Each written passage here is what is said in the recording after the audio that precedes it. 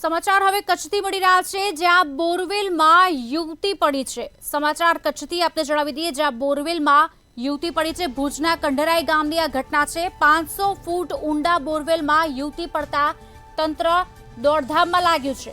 ઇન્દિરા મીણા નામની 18 વર્ષીય યુવતી બોરમાં પડી, જ્યારે સવારે 6 વાગ્યે બોરમાં પડેલા યુવતીને બચાવવા માટે તંત્ર કામે લાગ્યું છે। આપને જણાવી દઈએ, ભુજ ફાયરની ટીમ ઘટના સ્થળે પહોંચી રેસ્ક્યુ હાથ ધર્યું છે, ત્યારે એસડીએમ, મામલતદાર, જિલ્લા પોલીસ વડા તમામ લોકો ઘટના સ્થળે પહોંચી ચૂક્યા છે। પાઇપલાઇન મારફતે ઓક્સિજન પહોંચાડવાની કામગીરી શરૂ કરાઈ છે। ખાસ પ્રકારના કેમેરાને બોરવેલમાં ઉતારવાની કામગીરી શરૂ કરાઈ, ત્યારે યુવતીના બચાવ માટે એનડીઆરએફની ટીમને પણ બોલાવવામાં આવી છે। ગાંધીનગરથી એનડીઆરએફની એક ટીમ કચ્છ આવવા રવાના થઈ ચૂકી છે।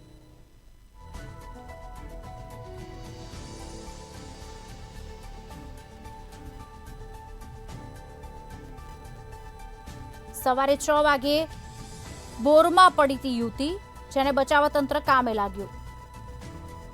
જાણ થઈ કે યુવતી બોરવેલમાં પડી છે, એટલે અત્યારે આપણે એને જે સૌથી ઇમ્પોર્ટન્ટ ઓક્સિજન છે એ અને કેમેરો બંને કે કઈ સ્થિતિમાં છે એ બંનેને એક સાથે આપણે નીચે જવા દઈએ છીએ, કે જેથી ઓક્સિજન બી પહોંચે અને એની સ્થિતિ જાણી શકાય કે યુવતીની સ્થિતિ અત્યારે શું છે।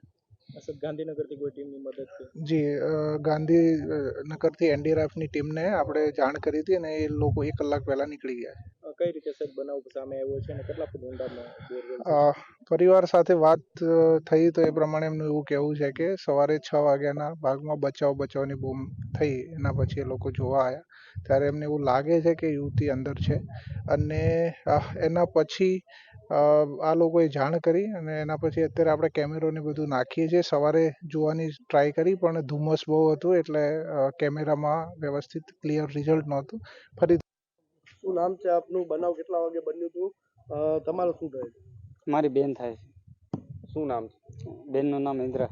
કેટલા વાગે બનાવ બન્યો હતો? એ બનાવ બન્યો હોય 5:15 થી કરી ને 5:30 વાગે અમને ખબર પડી, અંદરથી બોરમાંથી અવાજ આવ્યો કે મને બચાવો બચાવો। પછી તમે જાણ કરી? જાણ કરી અમારા સેઠને, રમેશભાઈ ઠક્કરને, એના પછી બધી જગ્યાએ જાણ કરી।